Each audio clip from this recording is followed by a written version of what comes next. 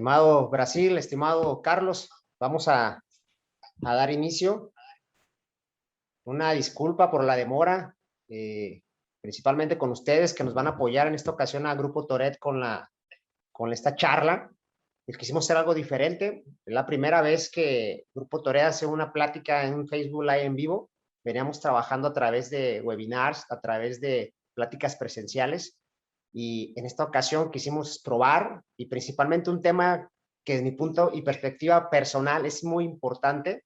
Acaba de hacerse un pronunciamiento a la Suprema Corte de Justicia de la Nación en donde el tema de la prisión preventiva oficiosa, que para muchos quizás sea un tema que puede sonar escalabroso para los que no conocen el tema, pero a mi personalmente criterio creo que abre una puerta de posibilidades para los contribuyentes, hablando del lado fiscal, y también para el tema de la delincuencia o el tema de los delitos penales, de que se pueda llevar un tema de un traslado de defensa sin que tenga que llevarse en cárcel, o hablando fiscalmente, la autoridad, y recientemente también escuché a la jefa de gobierno que mencionaba que exigía que hubiera digamos, este término, ¿no? Como abogados que usted lo conoce más, que sea preventiva oficiosa, para evitar que aquellos que eludan al fisco o cometan un delito se alejen del que las autoridades puedan llevar a cabo sus facultades, ¿no? Ya sea pues, de investigación o de confirmación de los delitos que conlleve, pues, en cualquier supuesto que suceda con el caso del delito a perseguir por parte de las autoridades, ¿no? Entonces agradezco mucho en esta ocasión al abogado Brasil Cuadra, abogado especialista en el tema penal, y el abogado Carlos Cortés, especialista en el tema fiscal. Dos cuestiones paralelas que las queremos tomar de los dos puntos de vista, principalmente del lado que conocemos como Grupo Toret Fiscal, y por supuesto en el tema penal, del lado civil, de alguna manera decirlo, ¿no? Así que me gustaría que iniciáramos. Carlos, te doy la palabra y te estamos escuchando. Pues buenas noches, como siempre, Lalo, muchas gracias por la invitación.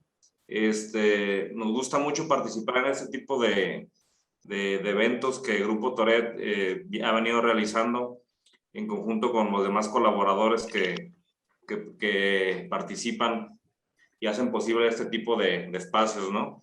Principalmente para dar a conocer, para tener la oportunidad de transmitir lo poco o mucho que se conoce, pero siempre tratando de ser lo más objetivos posibles y llevar la vanguardia, ¿no?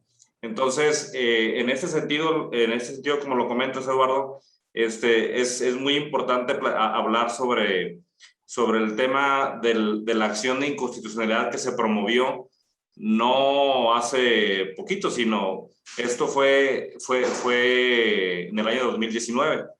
Entonces, la acción de inconstitucionalidad que se sesionó el pasado 25 de octubre por el Pleno de la Suprema Corte de Justicia de la Nación, no data de fechas recientes. Ha ido evolucionando, conforme lo vamos a ver ahorita en la plática, de una manera muy ligera y lo más coloquial posible, para evidenciar la forma y en qué consiste ese tema de los delitos fiscales, ¿no? Y en relación con la prisión preventiva oficiosa. Es aquí donde el licenciado Brasil Cuadra nos va a apoyar con su expertise en la materia penal para efecto de señalar en qué consiste principalmente la prisión preventiva oficiosa. Brasil. Sí, buenas tardes. Muchas gracias, Eduardo, por la invitación. Carlos, muchas gracias por la introducción. La participación que voy a tener yo en esta pequeña charla es muy enfocada a lo que vea las medidas cautelares en lo que es el área penal, y dejaré el tema de cuestiones de delitos fiscales para los especialistas como son ustedes. Debemos empezar a platicar al respecto de la prisión preventiva oficiosa. Nos tenemos que ir a su raíz. La prisión preventiva oficiosa es una modalidad de la prisión preventiva. Es un tipo de prisión preventiva, pero la prisión preventiva forma parte de lo que son las medidas cautelares. ¿Qué significa una medida cautelar? en el ámbito del derecho penal. Debemos de recordar que el Estado tiene a su disposición la facultad de castigar la comisión de los delitos. Tiene a su cargo lo que es el ius puniendi del Estado, que no es otra cosa que la potestad para procesar a alguna persona y lograr una condena en contra de ella cuando considere que lesiona intereses del Estado en general, de la sociedad o de algún particular, depende del tipo de delito que se trate. Estas medidas cautelares, ¿qué son? Traducido a un lenguaje un poco más sencillo, no es otra cosa más que las restricciones que el propio Estado le impone a una persona que se encuentra en conflicto con la ley penal en determinado momento.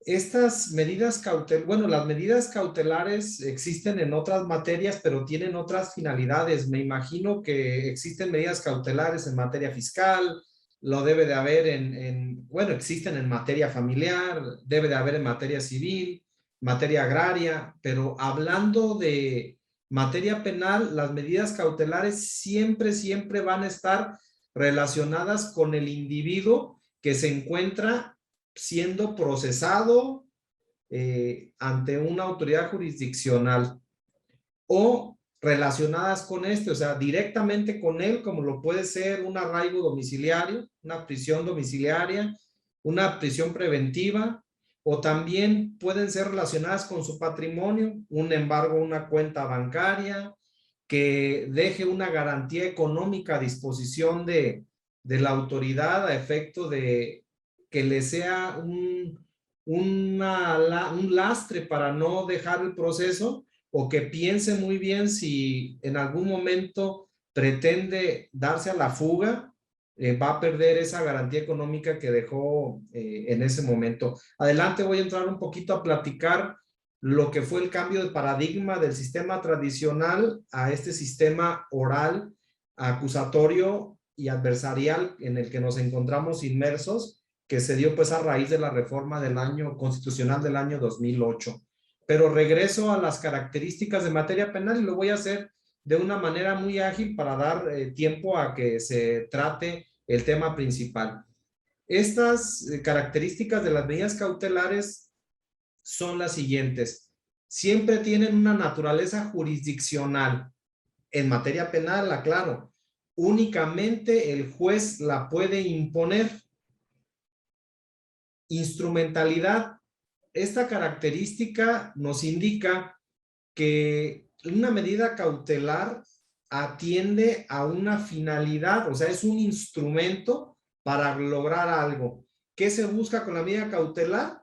Un normal desarrollo de un proceso penal y que se pueda concluir ese proceso penal de las diferentes formas que el Código Nacional de Procedimientos Penales contempla para terminar un proceso penal, que puede ser con una suspensión a proceso, que puede ser con un procedimiento abreviado, que es un juicio recortado, así lo indica su nombre, abreviado, cuando la persona reconoce su participación y prácticamente se le da un beneficio en la pena y se le condena. O lo que es la fuente principal del proceso penal, que es el juicio oral.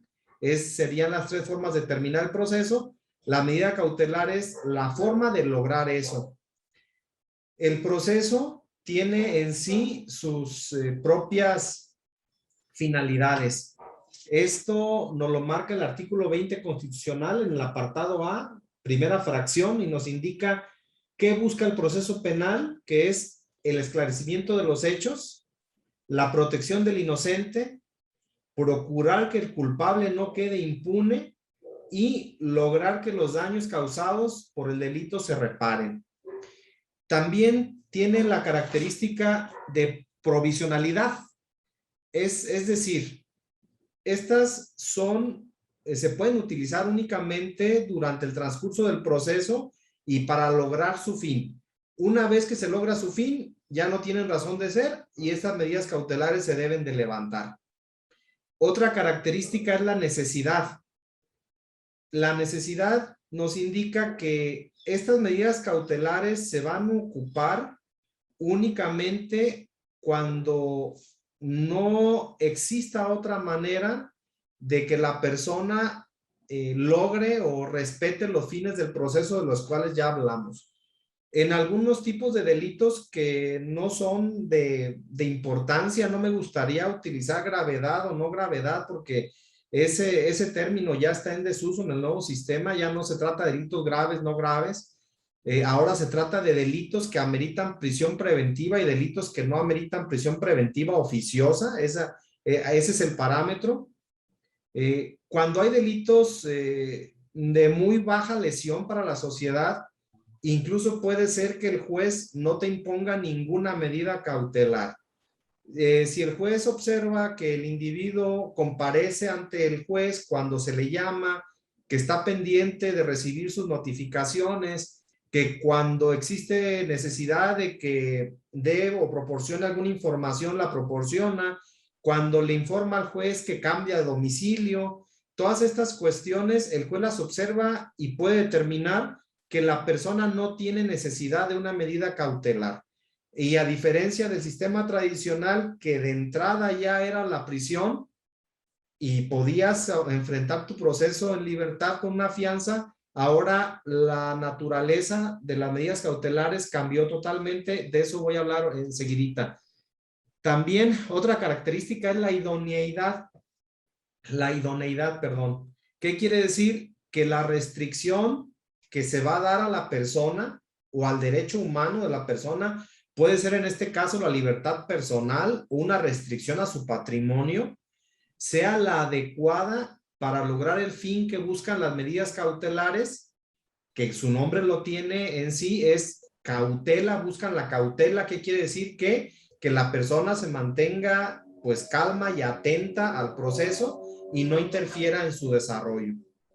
Otra característica es la proporcionalidad, es decir, es la única forma de lograr ese fin.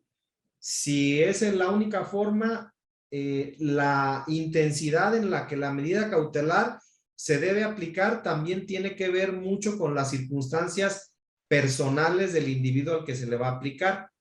Y por último, la característica de la excepcionalidad. Y esta característica tiene que ver mucho con la prisión preventiva. Y me refiero a la prisión preventiva general, no a la oficiosa. La excepcionalidad quiere decir que la prisión preventiva es la última opción que tiene el Estado para aplicarle a una persona para que se pueda lograr en los fines del proceso. He de aclarar también que existe un piso mínimo, así le llamo yo, para la prisión preventiva. Unas necesidades o unos requerimientos mínimos para que ésta se pueda aplicar. Existe un piso mínimo procesal, que esto está en el Código Nacional, en el artículo Código Nacional de Procedimientos Penales, en su artículo 154, y esto aplica para todos los tipos de medidas cautelares. ¿Y qué quiere decir? Que para que se pueda aplicar, únicamente se puede aplicar en cierta etapa del proceso penal, que lo es durante el término constitucional, que es cuando se pone a una persona investigada ante la potestad del juez para que decida si lo vincula a proceso o no lo vincula a proceso. Hay que recordar que este término constitucional lo jalamos del antiguo proceso penal, del mixto. No fuimos capaces de dejar esas instituciones tan arraigadas que tenía el sistema mixto o inquisitivo, se le llama. Jalamos el auto de formal prisión, lo tropicalizamos a lo que es el nuevo sistema y lo convertimos en un auto de vinculación a proceso, que tiene sus diferencias muy específicas, y que entrar a ese tema ya sería cuestión de tardarnos mucho, pero nada más quise hacer esa aclaración de que jalamos ese auto y durante el término que el juez tiene para resolver esa situación de la persona, las medidas cautelares se pueden aplicar. ¿En qué otro momento se pueden aplicar? Una vez que la persona está vinculada a proceso. Ahora, tenemos otro piso mínimo que le llamo yo el sustantivo, y este ya va encaminado directamente a lo que es la prisión preventiva. Este piso mínimo está en el artículo 165 del Código Nacional de Procedimientos Penales. ¿Y qué quiere decir o en qué consiste? Que la prisión preventiva únicamente se puede aplicar cuando se trate de delitos que tengan o merezcan una pena privativa de la libertad. Por ejemplo, saliéndonos un poco del ámbito fiscal, para que sea un ejemplo muy claro y se entienda, en el Código Penal del Estado de Michoacán, que es donde su servidor ejerce, está previsto lo que es el delito de lesiones, y la primer modalidad o la más ligera de las lesiones es las lesiones que no impidan a la persona afectada dedicarse a sus actividades habituales más de 15 días o que no le causen una enfermedad que dure más de ese tiempo. Cuando se da una lesión de esa naturaleza, el código la sanciona con de 20 a 80 días multa, es decir, no impone una pena privativa de la libertad de la persona, sino simplemente una cuestión pecuniaria.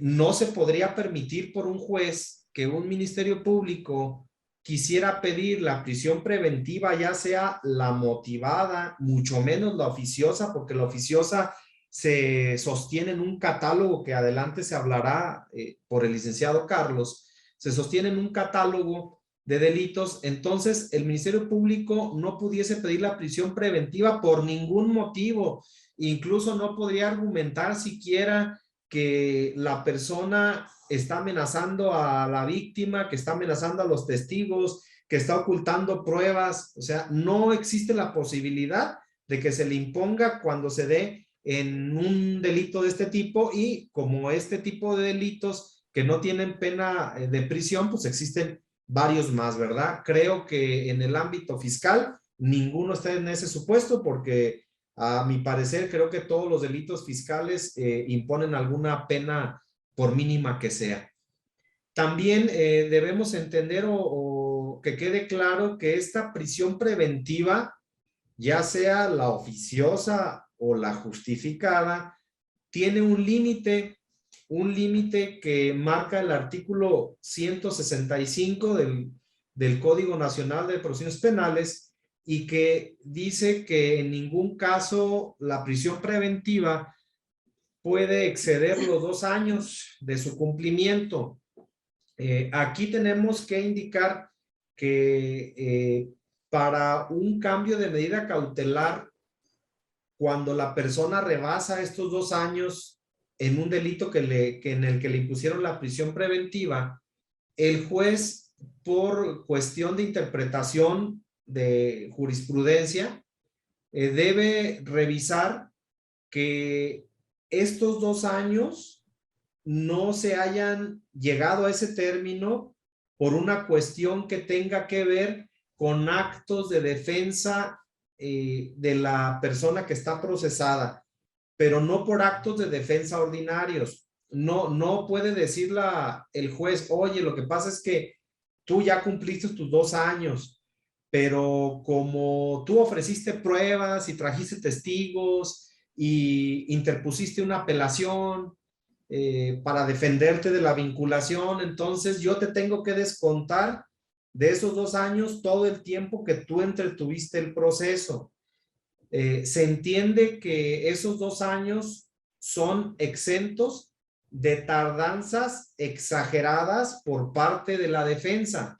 Es decir, si la defensa requiere recabar una información en la cual se tiene que solicitar autorización del juez para que la Comisión Nacional bancaria y de valores, de información de diversas cuentas bancarias y movimientos y cuestiones de contratos de estas cuentas, que todo esto dilate de más. Por ejemplo, ahorita tenemos un fraude en el cual el máximo que marca el Código Nacional de Procedimientos Penales para la investigación son 6 meses para el Ministerio Público, pero por cuestiones de defensa, ahorita vamos ya alrededor del 9º mes de investigación porque estamos solicitando información, tanto hacendaria como bancaria, y llega información y surge nueva necesidad de más información y se pide más información. Entonces, en estos casos, por ejemplo, si esta persona que estamos defendiendo en algún momento cumpliera sus 2 años, bueno, lo bueno es que está en libertad, está con otras medidas cautelares, pero supongamos que estuviera en prisión preventiva. Si llegáramos a los 2 años y todavía no se le sentencia, no estuviéramos en posibilidad de decir, oye, yo quiero que ya deje la prisión y ponme la otra medida cautelar. No, porque el juez va a decir, ok, está bien, pero ¿qué crees? El máximo que tenías eran 6 meses para defenderte. Te estoy permitiendo por el derecho a la defensa que te extiendas, pero ¿sabes qué? Te extendiste otros 6 meses más que no marca la ley. Y esos, discúlpame, pero no te los voy a contar en los 2 años. O sea, esos van a ser aparte. Te los voy a descontar de los 2 años. Entonces, ahorita llevas 1 año y medio de prisión preventiva efectiva. ¿Por qué? Porque esos 6 meses, pues fue tu culpa o es a tu cargo. Me refiero a eso, a excesos. O, por ejemplo, que la defensa interponga una apelación contra una vinculación y luego interponga un amparo y luego interponga una revisión del amparo y luego incidente alguna cuestión y si no le resulta el incidente, meta un amparo, meta una revisión y esté en esa mecánica, también todas esas dilaciones innecesarias pues se le tienen que descontar a la persona. Ya para concluir con mi intervención, he de indicar que el Código Nacional de Procedimientos Penales maneja 14 medidas cautelares.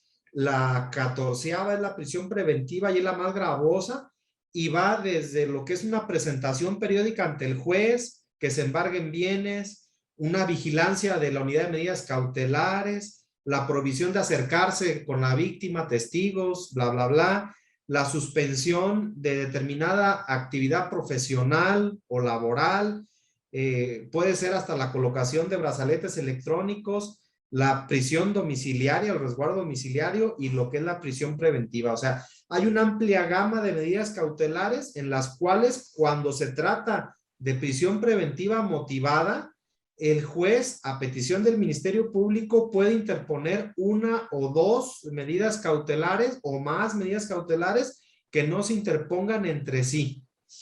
Y únicamente para hablar ya por final y más adelante si hay alguna duda que pueda resolver con mucho gusto, pero en lo que es la intervención, he de indicar que a raíz de la reforma constitucional del año 2008 en lo que fue en materia penal, se hizo un cambio de paradigma totalmente en lo que ve a las medidas cautelares.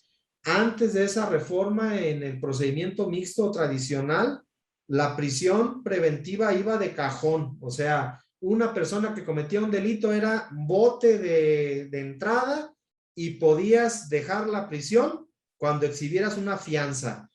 Y esa fianza no podía ser menor a lo que se te estaba reclamando una reparación del daño. Si te estaban reclamando 200,000 pesos de un fraude, si tú querías obtener la libertad, tenías que dejar mínimo los 200,000 pesos para garantizar la reparación del daño, más las multas, más todo lo que constituía la fianza, porque la fianza era un concepto integrado. Ahora, en el cambio de paradigma, si esa misma persona estuviera denunciada por fraude por 200,000 pesos, una medida cautelar que se le pudiera poner sería una garantía económica, pero ya no tiene que ser por los 200,000 pesos. Una garantía económica se le pudiese imponer 20, 30,000 pesos, que sería un motivante para que la persona atienda el proceso y no pierda ese dinero. Ya la reparación del daño ya dejó de ser una finalidad de la medida cautelar. ¿cuáles son las 3 finalidades de las medidas cautelares que ahora se atienden? Es asegurar la presencia de la persona procesada en el proceso penal, o sea, en el desarrollo, garantizar la seguridad de la víctima u ofendido o los testigos y evitar que la persona procesada obstaculice el procedimiento o la investigación. Esa es la finalidad. Ya la reparación del daño dejó de ser un presupuesto para obtener esta medida cautelar, una medida cautelar que no sea la prisión preventiva. Considero que de momento es la intervención y con mucho gusto cualquier cuestión estoy. Excelente, Brasil. Fíjate que lo decíamos al inicio, ¿no? Este tipo de pronunciamiento de la Suprema Corte el pasado 25 de octubre viene a mover pues las incertidumbres, pensando lo que tú estás ahorita explicando, ¿no? Si de alguna forma este pronunciamiento va a alterar los procesos y si de alguna forma también va a alterar principalmente las medidas que se venían trabajando por parte del tema penal. En este sentido, no tiene nada que ver este pronunciamiento de la Suprema Corte con las medidas cautelares o con la finalidad de que es el tema de garantizar y proteger a las víctimas. Entonces, no tiene nada que ver, va a continuar igual. Simplemente se antepone primero el derecho humano, si así lo puedo entender, este pronunciamiento de la Suprema Corte. Sí, así es, Lalo. Oye, nos están comentando, invitar a las personas que nos ven en Facebook, si pueden apagar el micrófono porque nos comentan que no se escucha del todo bien. Y sí, va en ese sentido, Eduardo. Lo que hace el pronunciamiento que hizo la Suprema Corte respecto del desechamiento del proyecto. Hay que comentar esto. El proyecto original que traía el ministro ponente era encaminado a reconocer la validez de los artículos quinto fracción 13ª de la Ley de Seguridad Nacional y 167 párrafo séptimo fracciones primera, segunda y tercera, que tienen que ver con los delitos fiscales. Entonces, tratando de seguir con el hilo de lo que llevaba el licenciado Brasil, en sí la medida cautelar, en este caso era lo que nos comentaba, que es la 14ª, la medida cautelar relativa a la prisión preventiva oficiosa, sí sigue. Únicamente que hace el análisis que hace la Suprema Corte en pleno, va encaminado a la violación de derechos humanos, como tú bien lo dices, Eduardo. Entonces, no es un tema de legalidad, porque hay que recordar que la Corte es el Supremo Tribunal de Justicia de la Nación, que vela y ejerce los controles de constitucionalidad, ejerce el control concentrado de constitucionalidad. En ello recae la aplicación de la justicia en la materia, ¿no? Entonces, siguiendo el hilo, yo voy a recalcar 2 cosas que comentó el licenciado Brasil. Número 1 es definir para la gente que no está tan empapada de la materia penal, que evidentemente para que haya una prisión preventiva, pues debe haber una querella, ¿no? Como nos lo marca el artículo, me parece que es 92 del Código Fiscal de la Federación, que nos define cuáles son los delitos fiscales y nos define que estos delitos, para que se actualicen, debe haber querella de la Secretaría de Hacienda y Crédito Público. Y uno de los factores que implica la interposición de la querella es el ya conocido dictamen técnico contable, ¿no? Donde se determine que hay un perjuicio en este caso, para la hacienda pública. Entonces, ese es uno de ellos, ¿no? Para poderte aplicar la prisión preventiva oficiosa, pues tiene que existir la querella, ¿no? Entonces, en el segundo de los puntos hay 2 tipos de prisión preventiva. La oficiosa, que es la que nos marca el 167, y la justificada, que es la que también nos explicaba el licenciado Brasil en este momento. Entonces, la oficiosa es sí o sí, ¿no? Tratándose de los delitos fiscales. Y hay que recordar cuáles son los delitos fiscales a que hace referencia el 167 del Código Nacional de Procedimientos Penales. Es el contrabando y su equiparable, es la defraudación fiscal y su equiparable, y la expedición, venta, enajenación, compra, adquisición de comprobantes fiscales, es decir, los factureros, ¿no? Entonces, que por ahí va encaminada tu inquietud, ¿no, Eduardo, al principio de la plática? Sí, sí, sí, en un tema por lo que Grupo Toré se dedica y asesoramos es un poquito, ¿no? Pero por supuesto el lado civil y común para cualquier persona es interesante, como lo expresó el licenciado Brasil, ¿no? Y ahí en ese tema yo te pondría un contexto, Carlos, y corrígeme si me equivoco. Según yo, en la reforma 2020, la reforma penal fiscal famosa que detonó mucho el tema del control que quería hacer la autoridad con los EDOs y EFOS, o principalmente EFOS, se omitía la querella. Se decía ya que no había necesidad de querellas, porque entonces tenía un importe que era una base para determinar el delito fiscal o la prisión prácticamente, ¿no? Que era el tema de calificados, el monto de los 8 millones, en aquel entonces era 7 millones 200, hoy va en los 8, casi 9 millones por la actualización que tiene código. Entonces, pero va más encaminado al tema de delito calificado, que va relacionado con la ley federal de defraudación de delincuencia organizada, perdón. O sea, es donde hace esa enmarcación. Entonces, pues hay una contradicción porque hay un conjunto de normas que en aquel paquete iba, que era el Código Nacional de Procedimientos Penales, Ley Federal de Delincuencia Organizada, Ley de Extinción de Dominio, las reformas al capítulo de delitos fiscales de Código y Ley de Seguridad Nacional, que en este caso es sobre lo cual la Corte se pronunció. Y para entrar un poquito en materia, okay, vamos a hacer la referencia sobre el artículo 5º, al artículo 5º de la Ley de Seguridad Nacional, que define cuáles son las amenazas a la seguridad nacional y maneja de manera textual los actos ilícitos en contra del fisco federal a los que hace referencia el artículo 167 del Código Nacional de Procedimientos Penales. Y nos hacemos referencia otra vez: contrabando, defraudación fiscal y equiparables, y los factureros, ¿no? Para no entrar en mayor complicación. Ok, ¿qué es lo que pasó el pasado 25 de octubre en el Pleno de la Suprema Corte?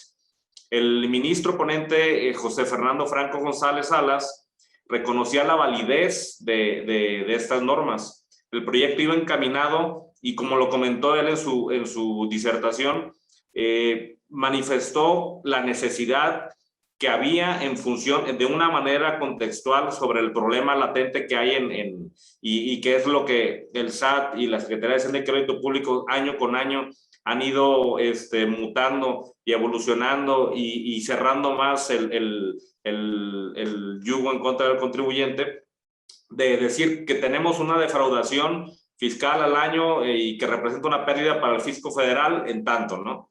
Y nos hablan de millones de pesos. Entonces, esa era la esencia de ese proyecto. El proyecto no lo tenemos todavía porque no está engrosado.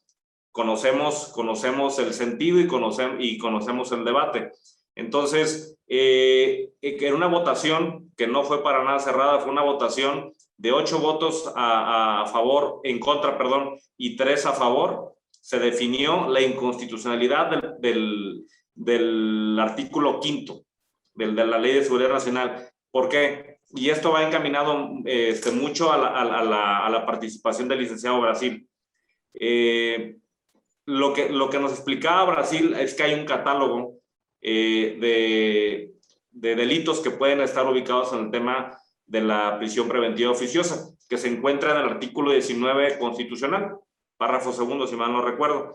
Entonces, lo que el Senado, el Congreso, el legislador hizo fue, a través de las facultades que tiene para legislar, dijo: vamos a incluir un delito más a una ley secundaria. ¿En qué ley fue esta?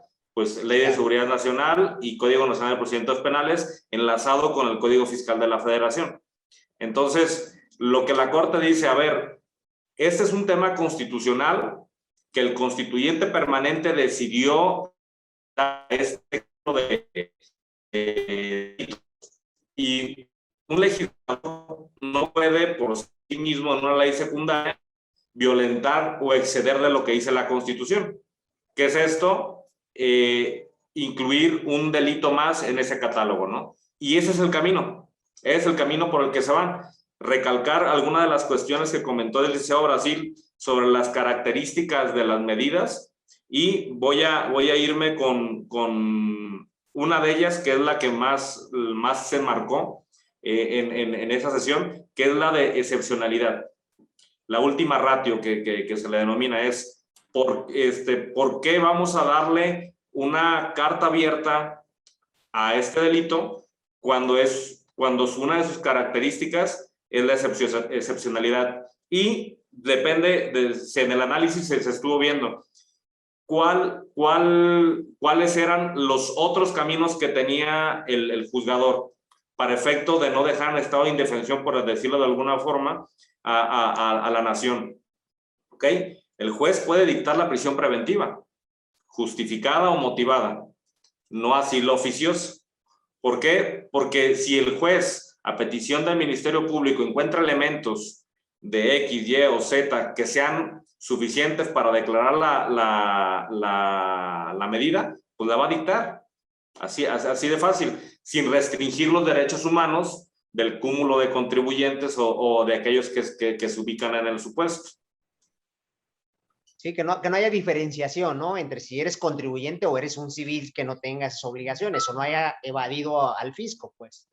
Claro, entonces, pues aparte de los que estuvieron a favor, pues vamos a hacer una manifestación concreta sobre la ministro o ministra Margarita Ríos Fajar, ex jefa del SAT, en la primera parte de gobierno. Entonces, ella hacía alusión a este tema de necesidad para que no se siguiera incrementando. Y hay algo que muy importante y muy cierto también, que tú comentabas ahorita con el tema del delito calificado, ¿no? O sea, ¿cuánto tiene que robar o cuánto tiene que defraudar una persona para llegar al cúmulo de los 8 millones, casi 9 millones? Para efecto de decir, hoy te vas a ubicar en ese supuesto. Entonces, pues tiene que ser desde abajo, ¿no? No llegar a ese monto. Pero hay que recordar que esto va en una elite de delincuencia organizada, ¿no? Que era otro de los puntos. En materia fiscal, para hacer todo este tipo de cuestiones, hay redes, hay complicidad, hay esquemas. No lo hace una persona sola, ¿no? Una persona física no va a poder hacerlo, ¿no?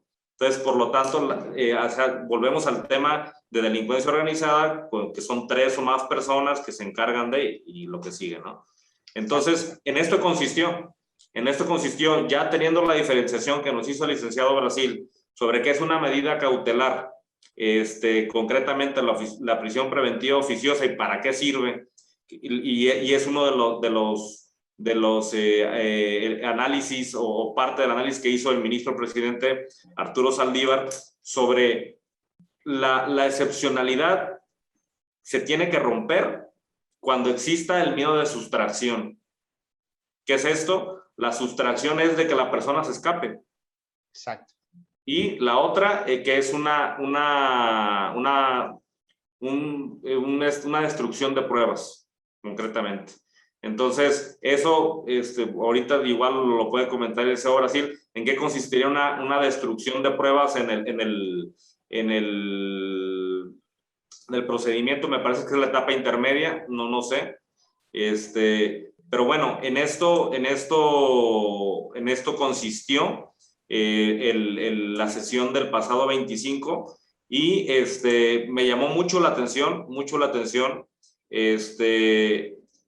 que hubo cuestiones que se fueron repitiendo en algunos casos por parte de los ministros que integraron el pleno, referente a que es una sanción anticipada que violenta el principio de presunción de inocencia, ¿no?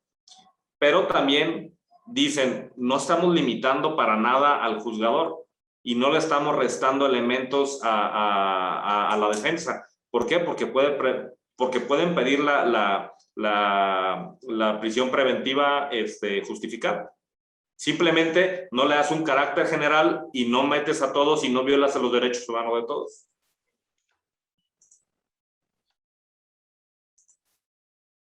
Es el micrófono apagado.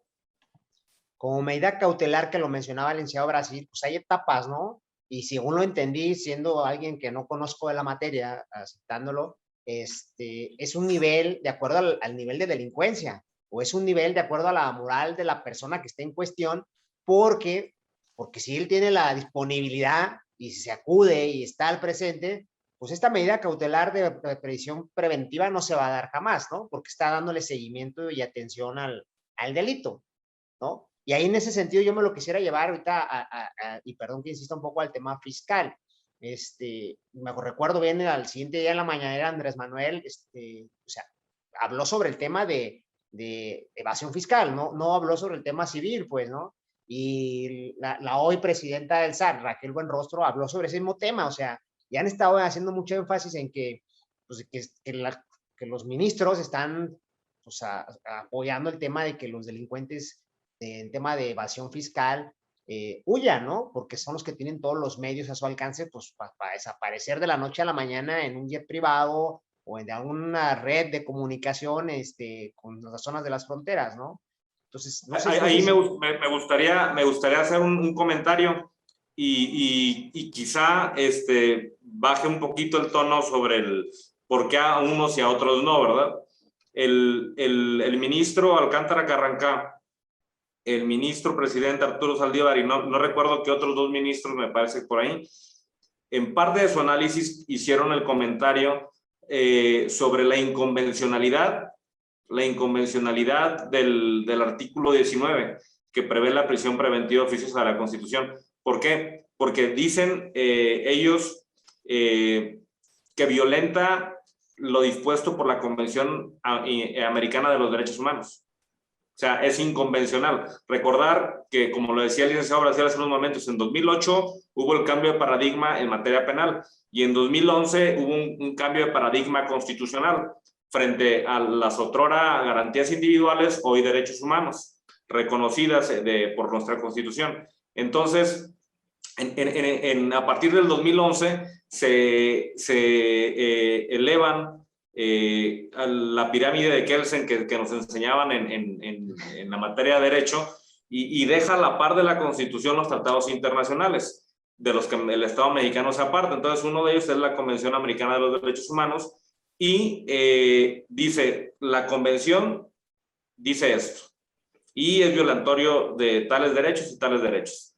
Entonces, otro de los caminos que pueda haber, y hicieron un énfasis muy importante, no estamos analizando la inconvencionalidad del artículo 19 constitucional. Ojo, no nos estamos metiendo en eso.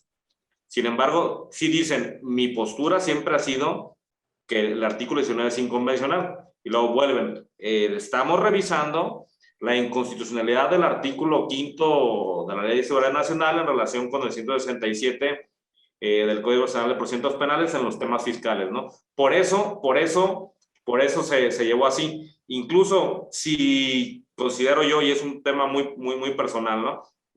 Y lo estaba guardando para una de mis conclusiones, si el camino que hubiera adoptado el gobierno federal al momento de llevar a cabo la reforma hubiera ido no meter como amenaza a la seguridad nacional para brincar a la prisión preventiva oficiosa, hubiera pasado. Por otro lado, no tan así. Lo quisieron hacer así, ¿sabes qué? Hay un catálogo restringido, por ahí no va. Okay. Entonces, no sé si el licenciado Brasil quiera hacer un comentario final previo a las conclusiones. No sé tú, Eduardo. En ese sentido, digo, antes que comente algo el licenciado Brasil, sí realmente va a ayudar este pronunciamiento a que cualquier persona tenga una defensa más justa. El licenciado Brasil, yo te pondría ese contexto, ¿no? Cualquier tipo de delito, a final de cuentas, ¿no? ¿Sí ayudará? ¿En qué sentido, Eduardo? Digo, porque se ha pronunciado mucho ya en el tema de lo que he visto en noticias, pues, que era algo que era justo y necesario, por decirlo de una forma, que ocupaban las personas para su defensa, porque normalmente se encarcelaba, llevaban el proceso dentro de la prisión y sucedía lo que mencionabas muchas veces, ¿no? Los procesos se alargaban, no se tomaban a cuenta los tiempos ya estaban ingresados a los reclusorios como parte de la sentencia, o al contrario, a veces sucedía que pues le decían, eres inocente y adelante, ¿no? Y pues, no hay, si acaso, una disculpa, ¿no? Y con eso se evitaría en muchas ocasiones, dependiendo del nivel del delito, a lo que he entendido, que conlleve a este contexto, ¿no? Sí, claro, Eduardo, mira, es una realidad que el Estado mexicano no está entendiendo, o sus operadores del nuevo sistema, tanto ministerios públicos como jueces, no han entendido todavía este cambio de chip. En ocasiones, y muy lamentable, he comentado esta cuestión de la prisión preventiva motivada u oficiosa con algunos fiscales del Estado, de la Procuraduría Estatal, y aun cuando ellos saben que no tienen un respaldo suficiente en su investigación como para lograr una sentencia en contra de la persona, me han comentado lastimosamente que, bueno, pero por lo menos lo voy a tener 2 o 3 años en prisión, aunque no logre una sentencia en contra de ellos. Entonces, están tomando la prisión preventiva como una medida de control de la presión social que tienen, como una política de criminalidad o una política criminal. ¿Qué pasa en cuanto el catálogo de delitos que tengan prisión preventiva oficiosa se amplíe? La sociedad va a tener una noción o un sentimiento de que la autoridad está trabajando y se están encarcelando a las personas que se deben encarcelar, cuando no es así. Resulta que después de 3 años de estar en prisión tienes una sentencia absolutoria que se veía venir desde el inicio. O sea, sin necesidad de, incluso se podía ver tan claro que no era necesario ni que se fueran a juicio, o sea, que la persona iba a salir, y lo que hace la autoridad es lo retengo en la prisión para que de momento yo me quito la presión social, porque es un delito muy lastimoso, digamos una violación, un homicidio, a lo mejor para el erario público una defraudación fiscal fuerte, o un escándalo como la cuestión de la estafa maestra de Rosario Robles, o la cuestión de Odebrecht y nitrogenados con Lozoya, que dicen, ok, está bien, te dejo en prisión. ¿Por qué? Porque tienes los medios para irte. Tienes una cuenta Lozoya con tantos millones de pesos en otro lado, tienes la posibilidad de que el día de mañana ya no estás aquí. Tú, Rosario Robles, ¿qué crees? Que tienes una licencia de conducir con un domicilio diferente al que nos habías informado. Entonces, eso para mí denota que en algún momento ya no te voy a poder encontrar. O sea, tratan de hacer de la prisión preventiva un calmante para el clamor social, aunque posteriormente no logren concretar ninguna sentencia condenatoria en contra de las personas. ¿Cuántas veces hemos visto delincuentes consumados que por cuestiones de violaciones al procedimiento están en la calle y años después de estar en prisión, pero no logran concretar la autoridad? Entonces lo usan como paliativo, así lo veo yo, como un paliativo para el problema de la delincuencia en todos sus ámbitos, y para que la sociedad sienta que la autoridad está trabajando. Entonces, entre más se amplíe el delito, más sensación va a haber, pero créanme que va a haber mayor impunidad.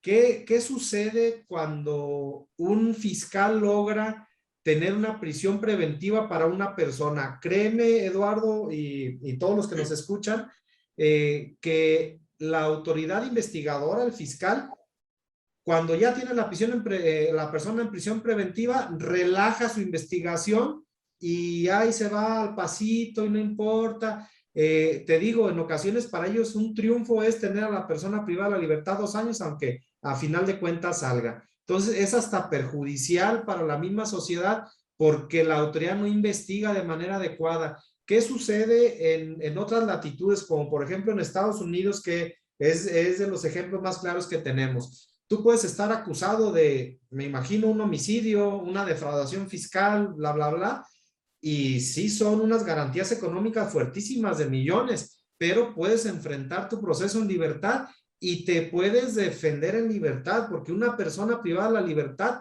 se le reduce mucho, mucho su posibilidad de defenderse. Ahora, regreso a lo que habían comentado y como decías, Eduardo, depende de la persona y de la peligrosidad de la persona, que ya no está bien hablar de la peligrosidad, es un término que ya está en desuso. Pero sí, aunque legalmente no se puede hablar, pues en la vida cotidiana y real sí podemos ver que hay personas más peligrosas que otras. Por ejemplo, acusan de homicidio a un empresario que tiene 5 empresas y genera 2,000 empleos y siempre ha vivido en esa ciudad, no tiene propiedades en el extranjero.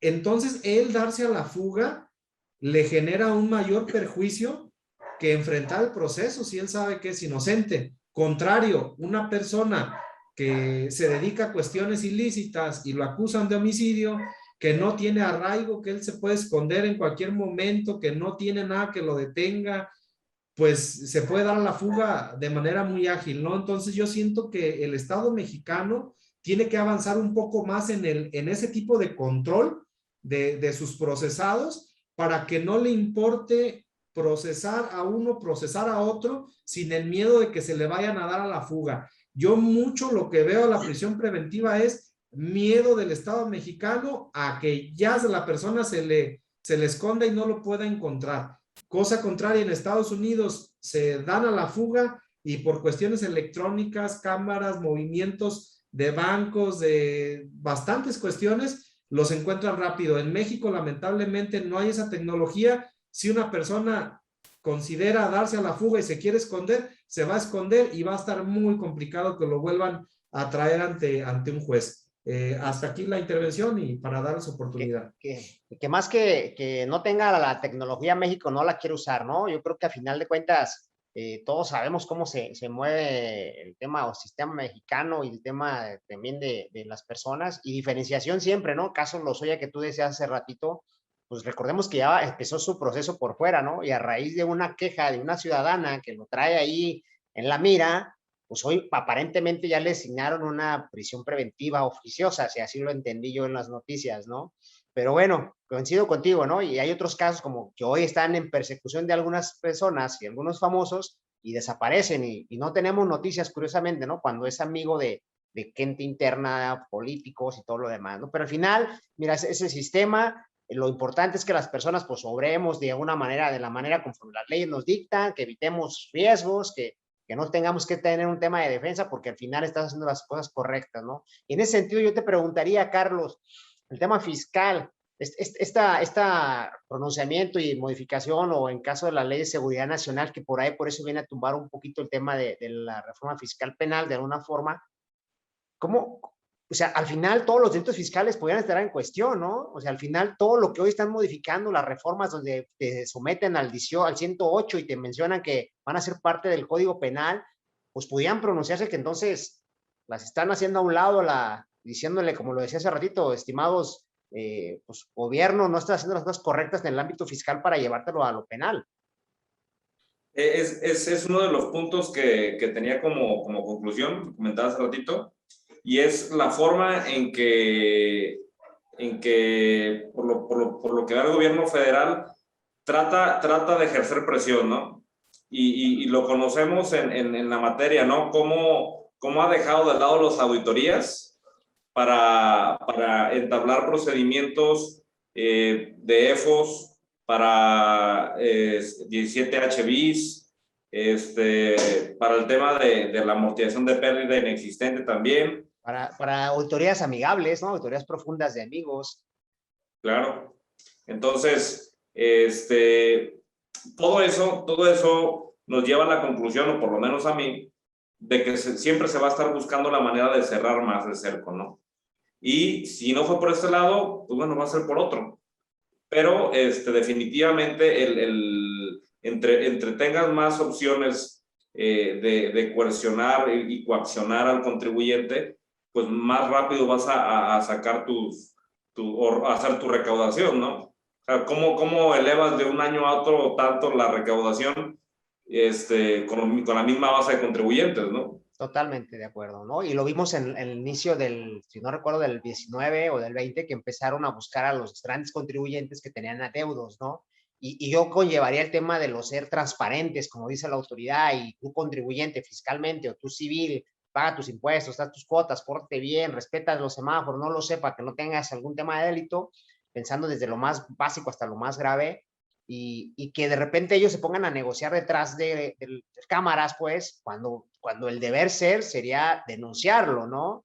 Y llevar el proceso, pero entonces terminan negociando y aún así haciendo descuentos también, porque al final es un descuento de una negociación, si me debes tanto y págame tanto y vámonos, ¿no? Y eso ha sucedido con las recaudaciones fuertes que tuvo en el 2020, si la memoria no me falla, o en el 19 con Walmart, con FAMSA, con incluso ahorita creo que está el debate de TV Azteca, o sea, ciertos impuestos fuertes que recaudaron y que nada anunciaron con muy platillo, pero que al final no dijeron el importe real, ¿eh? O sea, fue lo que negociaron. Y eso es un delito, que el gobierno negocie, ¿no? Si al final de cuentas, pues hay hay una causación, hay un proceso y hay que pagar, pues, ¿no? Y cuando sobre todo se lo quitas al contribuyente de a pie, ¿no? O sea, le quitas la posibilidad de condonar. Al cautivo, exactamente, ¿no? Nos quitaron condonar, compensar, la compensación universal, quitaron bastantes cosas y nos van quitando beneficios, ¿no? Hoy en los regímenes actuales, en donde a un régimen de sector primario, personas físicas van limitándolos o afortunadamente pues le volvieron a dar la exención, pero sí, coincido contigo, ¿no? Yo creo que al final es interesante este pronunciamiento de la Corte, es algo que en lo personal me llamó la atención y por eso les pedí el apoyo, que ustedes son los expertos en ambas áreas que domina cada uno de ustedes.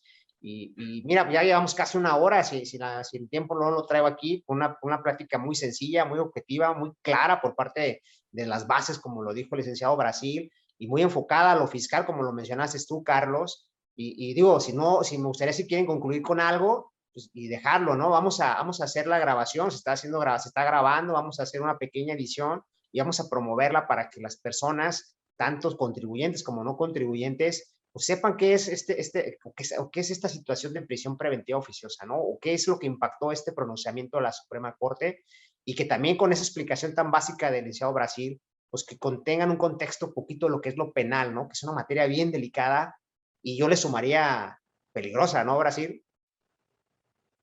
Peligrosa para la persona que está procesada. Claro, sí, sí, tiene sus claroscuros, ¿verdad? La materia. Muy bien, pues mira, uno más agradecerles a ustedes esta charla, muchas gracias por la participación, siempre un honor que se sumen a nosotros y esperemos más adelante hacer algo más, no sé, más de impacto o de otra forma que podamos seguir informando a las personas que de alguna manera nos siguen y están al pendiente o quieren tener este conocimiento del tema penal, ¿no? Y principalmente si se lleva o se enlaza el tema fiscal. Pues muchas gracias, Eduardo, por la invitación. Espero seguir apoyando en la medida de las posibilidades y cerrar con dos reflexiones, ¿no? Adelante. La primera, para dejarla, la Suprema Corte no actuó de mutuo propio en este caso, ¿no? Y se nos pasó comentar eso en el transcurso. La acción de inconstitucionalidad tiene una reglamentación específica fuera del 105 constitucional, que se encuentra en la fracción segunda, y para el caso práctico, en este caso la acción de inconstitucionalidad fue promovida por una parte del Senado y por la Comisión Nacional de Derechos Humanos. Okay. Es la razón por la cual la Suprema Corte entró al estudio de esto, se declaró procedente, hay requisitos mínimos para el estudio hasta llegar a esta conclusión, ¿no? Y la segunda es que esto no implica que los delitos fiscales sean impunes, ¿no? Claro, no. Simplemente retomar una reflexión que hice hace rato, que se ponderó por los derechos humanos por otro tema, ¿no? Como lo decía, me parece que fue el ministro Pardo Rebolledo, partimos de una premisa errónea y llegamos a una consecuencia inexacta, ¿no? Entonces, no es que no queramos o no queramos que las cosas se hagan en determinado sentido, la premisa está mal, la base está mal. Al estar mal la base, la consecuencia también. Entonces, no se trata de un tema de impunidad, eso que quede bien claro. Por el contrario, es un tema de salvaguardar derechos humanos, ¿no? Me quedo con eso y darte las gracias a ti y a toda la audiencia. Muchas gracias, Carlos.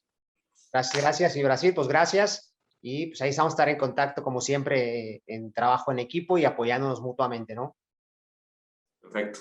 Claro que Entonces, sí. seguimos. Hasta luego. Gracias. Gracias. Buenas noches. Hasta luego.